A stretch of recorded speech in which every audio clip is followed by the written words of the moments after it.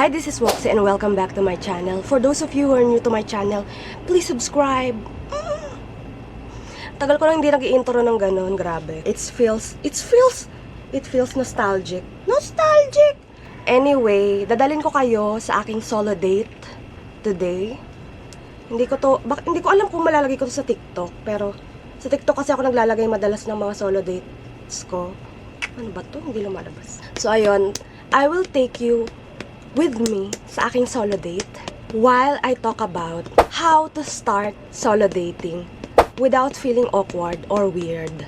Especially helpful to sa mga nagsa-start pa lang ma-enjoy ang inyong company pero medyo weird na gawin nyong mag-isa ang mga bagay-bagay.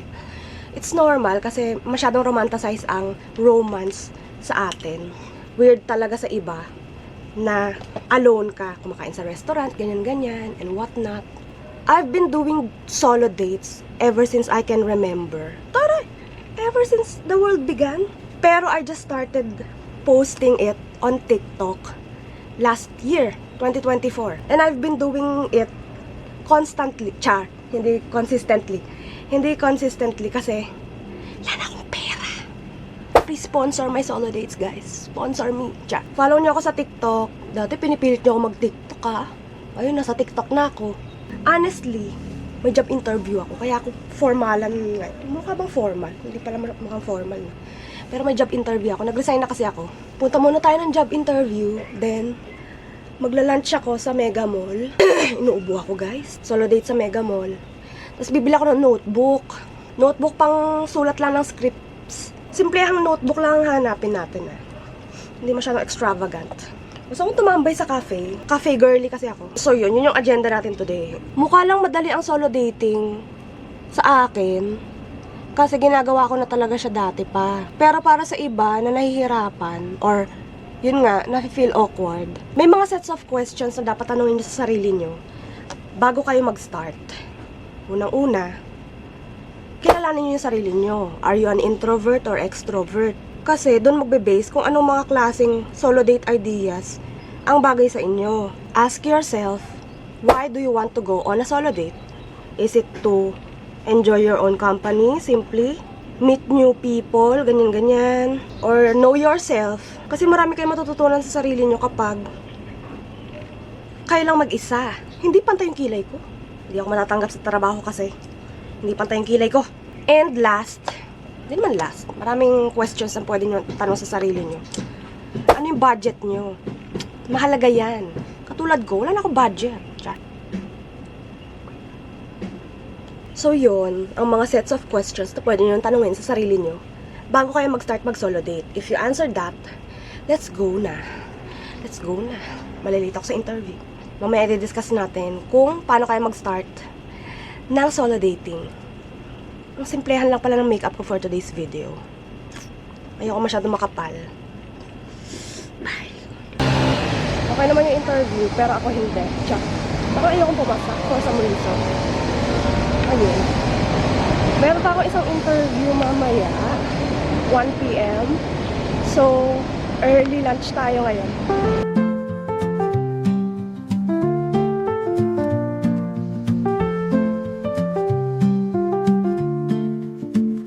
Gusto ko sana mag-podium, kaso parang maharlika.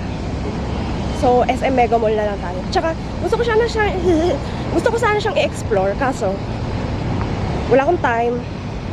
May interview pa ako ng 1. It's 10:30. So, let's Mega Mall.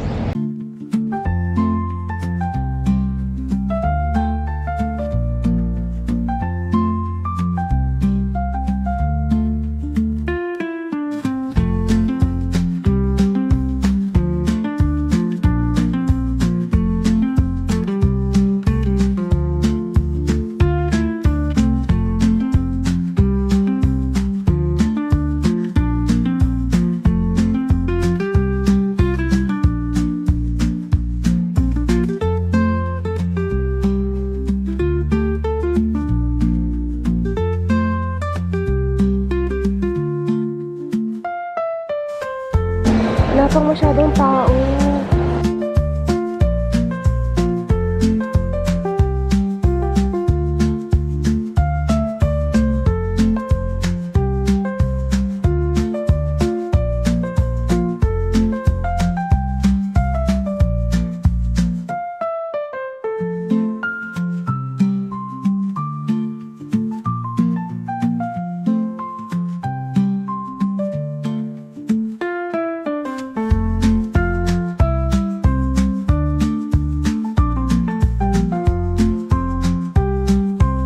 So guys, nakauwi na ako. Nandito na ako sa bahay, pero lumabas ako.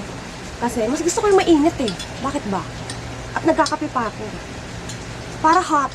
Hot na nga ako. Hot pa ang environment. Hot pa yung iniinom ko. Super hot.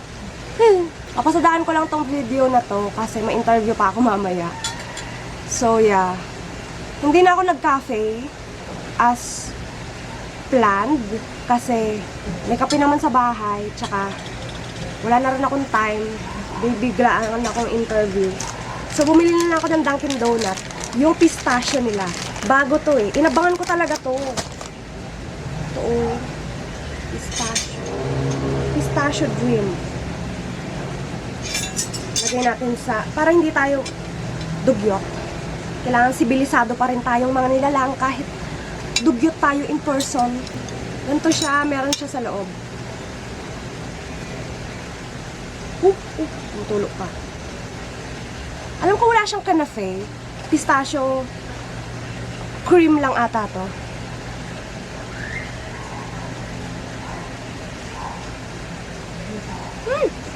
Sarap. May ubo ko. Bakit ako tumitira ng matamis? Check. Medyo mabilis lang yung solo date ko ngayon kasi actually hindi ko nga siya makonsider na solo date kasi nagpa-interview lang ako tapos nag-lunch. Tapos bumili lang ako ng notebook, then uwi na. Pero yeah, anything you can consider a solo date as long as you're enjoying your own company is a solo date. So paano ba mag-start? You may ask. Init! Start small and simple. Start from something you're familiar with. Diba yung una nating question kanina? Are you an introvert or an extrovert? Know yourself. What are your likes and your dislikes? Dito papasok yon. Okay. Try something simple. Example, mahilig kayo sa matcha. Try a new matcha place on your own. Mahilig kayo mag-watch ng movie. Watch a movie on your own. Pwede rin sa bahay lang, sa comfort of your own home. Diba? Just keep it simple. Kahit mag-visit ka lang sa favorite mo mall, ganyan. That way, hindi ka masyado mai-intimidate. Kasi, ginagawa mo na siya before. With a company, pero this time, ikaw lang mag-isa. Tapos kapag familiar ka kasi dun sa ginagawa mo, in a solo date, mas magpo-focus ka dun sa enjoying your own company kesa yung iniisip mo kung ano yung isipin ng ibang tao sa'yo. Ganun. Tip number 2.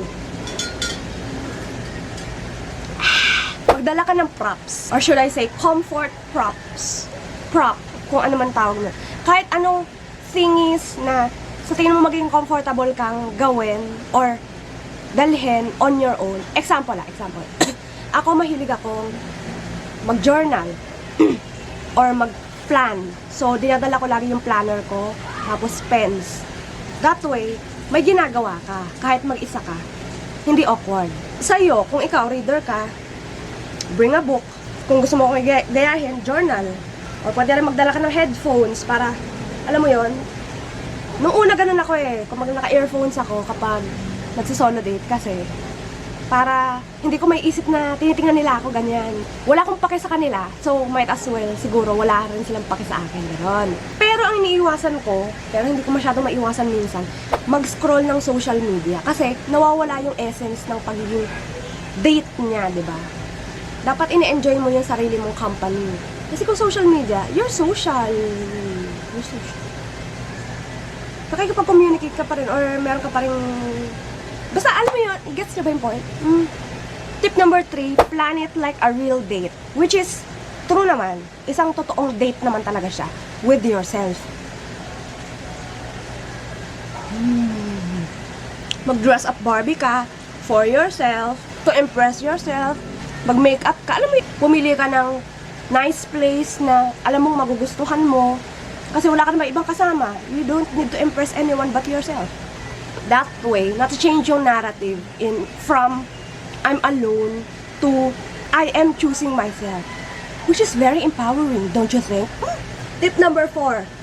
Pupunta kayo kapag hindi peak hours or peak season. Pupunta kayo ng pasyalan ng weekdays. Punta kayo ng malls ng umaga. Yan. Non-peak times. Lalo na kung introvert ka, tapos awkward nga para sa'yo yung mag-eat alone, gumala alone. Punta kayo ng museum, umagang-umaga. Kunti pa lang tao nun. This is so good. Hindi to sponsored ng Dunkin' Donut, pero baka naman Dunkin' Donut. Number 5. And important, very important. Shift your mindset. Shift the narrative in your mind. Confidence, hindi siya mood. It's a mindset. Which is good kasi mababago mo pa siya. And it's in your control. Instead of saying na, i-judge ako ng ibang tao, ganyan. No, change mo yon. You're doing it for yourself. I am empowering myself and other people na makakita sa'yo. Just like me. I know maraming na-inspire sa mga solo dates ko, lalo sa TikTok. Follow me on TikTok. Kaya yung iba, nagsastart na sila mag-solo date. And the truth is, honestly, ito hard truth. Hard pill to swallow. Most of the time, people don't really care about you. Masyado silang fixated or masyado tayong fixated sa sarili natin para mag-care tayo sa ibang tao. So, yung iniisip mo na baka i-judge ka nitong taong to nung katabi mo sa sinehan, baka i-judge ka nung mga katapat mo sa restaurant, ganyan. Wala silang paki sa'yo, honestly, ante. So, might as well, do what you love, own your solo vibe, and empower women. Kung meron pa kayo naiisip na tips kung paano mag-solo date o mag-start mag-solo date, comment down. Tulungan natin yung isa't isa. Pero since nag-start naman na ako, ayun yung mga mapapayo ko sa inyo. If you enjoy these kinds of videos, yung sit-down videos with vlogging side, like solo dates, comment down and comment down if you have questions. I listen, I don't judge. Charot! Siguro sa mga susunod na videos ko, magbibigay na ako ng samples ng solo dates. Pero nyo pwede naman i-google. Kaya naman. Depende kasi yan sa pagkatao mo, tsaka sa mood mo. Each moods, may karapat-dapat, may nararapat na solo date para dyan. This is it for me. I hope you enjoyed watching. Sana may natutunan kayo. Honestly, hindi ko alam kung ano yung pinagsasabi ko. Nakalimutan ko na yung outro kasi sobrang tagal ko nang hindi nag-vlog. Pero yeah, magula din ako sa interview ko. I hope you have a good day. And I'll see you on the next video. Bye!